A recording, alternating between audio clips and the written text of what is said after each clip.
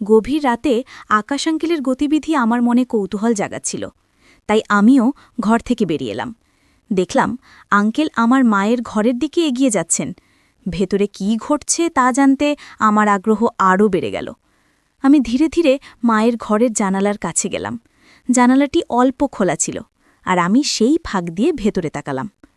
মা তখন রূপেশ আঙ্কেলের সাথে বসে কথা বলছিলেন। মনে হচ্ছিল তারা কোনো গুরুত্বপূর্ণ বিষয় নিয়ে আলোচনা করছেন, কিন্তু সেই দৃশ্য দেখে আমার মনে এক ধরনের অস্বস্তি হল, যেন কিছুটা অপ্রত্যাশিত কিছু ঘটছে। আমি দ্রুত ঘরে ফিরে এলাম, আর মনে নানা প্রশ্ন ঘুরপাক খেতে লাগল। বন্ধুরা, আজকের গল্পটা অনেক বেশি স্পেশাল, তাই কেউ মিস করো না। আর দয়া করে গল্পগুলো ভালো লাগলে ভিডিওটি লাইক, শেয়ার এবং চ্যানেলটি সাবস্ক্রাইব করো প্লিজ। আমার মা ছিলেন অনেক সুন্দর এবং অনেক ভালো চরিত্রের অধিকারী। মা গ্রামের অনেকের বাড়িতে কাপড় ধোয়া, বাসন মাজা এবং ঘর পরিষ্কার করার কাজ করতেন। আমাদের আর্থিক অবস্থা এমন ছিল যে আমার পড়াশোনা চালিয়ে যাওয়া সম্ভব ছিল না, তাই চতুর্থ শ্রেণী পর্যন্ত পড়ার পর মা আমাকে স্কুলে পাঠানো বন্ধ করে দিলেন এবং আমার দায়িত্ব হয়ে গেল মায়ের কাজে সাহায্য করা। মা যেখানে যেখানে কাজ করতেন আমিও সেখানে তার সাথে যেতাম। আমি সব সময় মায়ের পাশে থেকে ঘরের কাজগুলো করতাম এবং তাকে সাহায্য করতাম।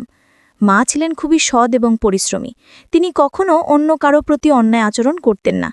মা বেশি কথা বলতেন না, চুপচাপ নিজের কাজ শেষ করে বাড়ি ফিরে আসতেন। আমাদের পরিবারের আর্থিক অবস্থা দেখে গ্রামের অনেকেই মাকে প্রলুব্ধ করার চেষ্টা করেছিল। মাকে তারা অনেক ধরনের লোভ দেখাতো। তাদের ধারণা ছিল যে আমরা গরিব বলে হয়তো মা তাদের কথায় বিভ্রান্ত হতে পারেন। যেসব বাড়িতে মা কাজ করতেন সেখানকার কিছু পুরুষ ও ছেলেরা তাকে ভুল পথে চালিত করার চেষ্টা করত, কিন্তু মা কখনোই তাদের কোনো প্রস্তাবকে গুরুত্ব দেননি। গ্রামের কিছু প্রভাবশালী লোক আর দুষ্ট প্রকৃতির মানুষও মাকে তাদের ফাঁদে ফেলার চেষ্টা করেছিল, কিন্তু মা কখনো তাদের কথায় কর্ণপাত করেননি। মায়ের মন সবসময় আমার এবং আমাদের সংসারের অবস্থার দিকেই নিবদ্ধ ছিল। তিনি কখনো পিছন ফিরে তাকাতেন না, এবং তার সততা ও কঠোর মনোবলের জন্য আমি সব সময় তার প্রতি গর্বিত ছিলাম। একদিন গ্রামের একজন প্রভাবশালী ব্যক্তি, যিনি একজন নেতা ছিলেন, সরাসরি মায়ের কাছে একটি প্রস্তাব নিয়ে এসেছিলেন।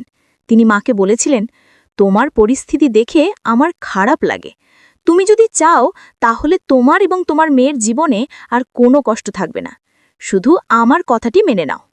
মা তার কথা শুনে সোজা তার চোখের দিকে তাকিয়ে বললেন, আমার নিজের পরিশ্রমের উপর বিশ্বাস আছে, আমি কারো দয়া চাই না।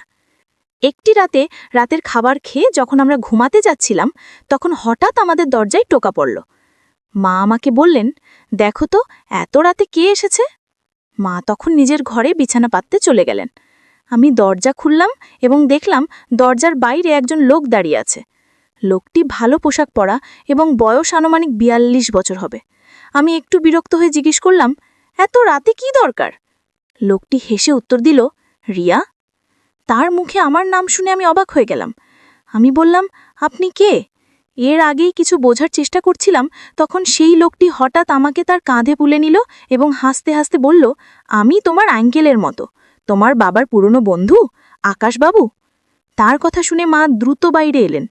মা আর আকাশ আঙ্কেল একে অপরকে দেখে যেন অতীতে ফিরে গেলেন। তাদের চোখে পুরনো দিনের স্মৃতি যেন জীবন্ত হয়ে উঠল।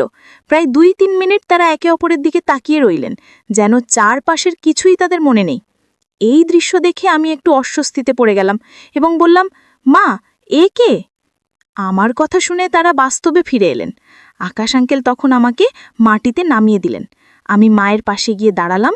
মায়ের মুখে এক ধরনের অদ্ভুত আনন্দের ঝিলিক দেখা যাচ্ছিল। মা বললেন, এ হলেন তোমার আকাশ আঙ্কেল, তোমার বাবার পুরনো বন্ধু। আকাশ আঙ্কেলকে প্রণাম করো। আমি তাকে প্রণাম করলাম, আর আকাশ আঙ্কেল আমাদের ঘরে প্রবেশ করলেন। তিনি ঘরে ঢোকার পর যেন বাড়ির পরিবেশটা একটু পরিবর্তন হয়ে গেল। আকাশ আঙ্কেল মায়ের কাঁধে হাত রাখলেন, আর মা একটু লজ্জায় হেসে রান্নাঘরের দিকে চলে গেলেন। আমি কিছুটা অবাক হয়ে ভাবছিলাম, আমরা তো সবেই রাতের খাবার খেয়েছি, তবে মা আবার কার জন্য রান্না করছেন? আমি জিজ্ঞেস করলাম, মা, তুমি কার জন্য রান্না করছো? মা হালকা হেসে বললেন, তোমার আকাশ আঙ্কেলের জন্য।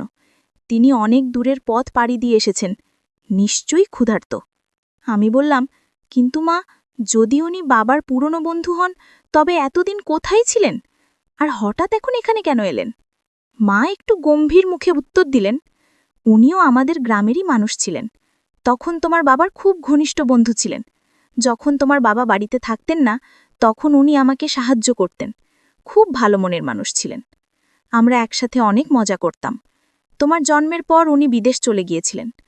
মায়ের কথাগুলো শুনে আমি চিন্তায় পড়ে গেলাম। আকাশ আঙ্কেল এত বছর পর হঠাৎ কেন ফিরে এলেন তা নিয়ে আমার মনে নানা প্রশ্ন জাগতে লাগল। তাদের মধ্যে কি কোনো পুরনো সম্পর্ক ছিল? সেই রাতে আকাশ আঙ্কেলের বিষয়ে মায়ের সাথে কথা বলার পর আমি তার সম্পর্কে আরও কৌতূহলী হয়ে উঠলাম। এত সবকিছু হঠাৎ ঘটে যাওয়া আমার বোধগম্যের বাইরে ছিল। মায়ের মুখে এক ধরনের অদ্ভুত উচ্ছ্বাস এবং আনন্দের ঝিলিক দেখা যাচ্ছিল। মা বললেন, জীবন মাঝে মাঝে আমাদের সামনে পুরনো স্মৃতিগুলো ফিরিয়ে আনে, যা আমরা কখনো ভোলার চেষ্টা করলেও ভুলতে পারি না। মা বললেন, দেখো, আকাশ আঙ্কেল এখন একা থাকেন। তার জীবনে আর কেউ নেই। এখন আমরা ছাড়া তার আর কে আছে? মায়ের কথাগুলো যেন আমার মনে নানা প্রশ্নের ঝড় তুলতে লাগল। তিনি বললেন, কাল সকালে উনি নিজের বাড়িতে ফিরে যাবেন। মায়ের কথা শুনে আমি ভাবছিলাম, আকাশ আঙ্কেলের এই হঠাৎ আশাটা আমাদের জীবনে কি পরিবর্তন আনতে পারে। তার আশাতে মা অনেক খুশি ছিলেন। আকাশ আঙ্কেল আসার পর থেকে তিনি সব সময় মায়ের কাছাকাছি থাকার চেষ্টা করছিলেন। বিভিন্নভাবে মাকে হাসানোর চেষ্টা করছিলেন। মাঝে মাঝে আঙ্কেল মায়ের দিকে অদ্ভুতভাবে তাকিয়ে থাকতেন, আর আমার মাও তাকে দেখে হাসতেন, কিন্তু বুঝতে দিতেন না। মা বললেন, এখন তুমি নিজের ঘরে যাও এবং আকাশ আঙ্কেলও তোমার ঘরেই থাকবেন। আমি মায়ের কথা মেনে নিজের ঘরে চলে গেলাম। আকাশ আঙ্কেল তখনও হুক্কা টানছিলেন। আমি বিছানা পেতে নিলাম এবং আকাশ আঙ্কেলের জন্য পাশে আরেকটি বিছানা পেতে দিলাম। তারপর নিজের বিছানায় শুয়ে পড়লাম। প্রায় 10 থেকে 15 মিনিট পর আকাশ আঙ্কেল উঠে দরজা বন্ধ করে দিলেন এবং ঘরের লাইট নিভিয়ে নিজের বিছানায় শুয়ে পড়লেন। আমি তখন গভীর ঘুমে তলিয়ে পড়লাম। কিছুক্ষণ পর হঠাৎ আমার ঘুম ভেঙে গেল। আমি চোখ মেলে দেখলাম আকাশ আঙ্কেল তার বিছানা থেকে উঠে ঘরের বাইরে চলে যাচ্ছেন। কেন জানি না, কিন্তু এই দৃশ্য দেখে আমার মনে কিছুটা অস্বস্তি তৈরি হলো। আমার মনে কৌতূহল জন্ম গেল যে এত রাতে আকাশ আঙ্কেল কোথায় যাচ্ছেন। এটি জানার জন্য আমিও নিজে ঘর থেকে বেরিয়ে এলাম। দেখলাম আঙ্কেল মায়ের ঘরের দিকে এগিয়ে যাচ্ছেন। আমার কৌতূহল আরও বেড়ে গেল। তিনি কেন মায়ের ঘরে যাচ্ছেন? আমি আস্তে আস্তে মায়ের ঘরের জানালার কাছে গেলাম।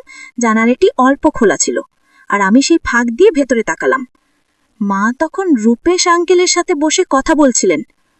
মনে হচ্ছিল তারা কোনো গুরুত্বপূর্ণ বিষয় নিয়ে আলোচনা করছেন। কিন্তু সেই দৃশ্য দেখে আমার মনে এক ধরনের অস্বস্তি হলো, যেন কিছুটা অপ্রত্যাশিত কিছু ঘটছে। আমি দ্রুত ঘরে ফিরে এলাম, আর মনে নানা প্রশ্ন ঘুরপাক খেতে লাগল। সকালে ঘুম থেকে উঠে প্রথমেই আমার চোখ পড়ল আকাশ আঙ্কেলের বিছানার দিকে, কিন্তু তিনি সেখানে ছিলেন না। তখন রাতের ঘটনাগুলো আমার মনে পড়তে শুরু করল, আর মনে একটা অদ্ভুত ভয় ঢুকে গেল। আমি তাড়াতাড়ি উঠে বাইরে এলাম। মায়ের দরজা বন্ধ ছিল, কিন্তু জানালাটি খোলা ছিল। আমি সেই জায়গাতেই বসে মায়ের ঘরের দিকে তাকিয়ে রইলাম। কিছুক্ষণ পর আমার মনে হলো যে আমি দরজার লক খোলার আওয়াজ শুনতে পেলাম, আর কৌতূহলবশত তাকিয়ে দেখলাম আকাশ আঙ্কেল মায়ের ঘর থেকে বেরিয়ে এলেন। তার পরপরই মা দ্রুত ঘর থেকে বেরিয়ে এসে সোজা বাথরুমের দিকে ছুটে গেলেন। কিছুক্ষণ পর মা আমাকে ডাকলেন এবং বললেন, আমি গোসল সেরে তৈরি হচ্ছি। এরপর আমি উঠে আকাশ আঙ্কেলের দিকে তাকালাম। দেখলাম তিনি তখনও ঘুমাচ্ছেন। আমি বাথরুমে গিয়ে গোসল সেরে তৈরি হয়ে নিলাম এবং তারপর রান্নাঘরের দিকে গেলাম। রান্নাঘরে গিয়ে দেখলাম মা রান্না করছেন এবং তিনি খুব আনন্দিত দেখাচ্ছিলেন।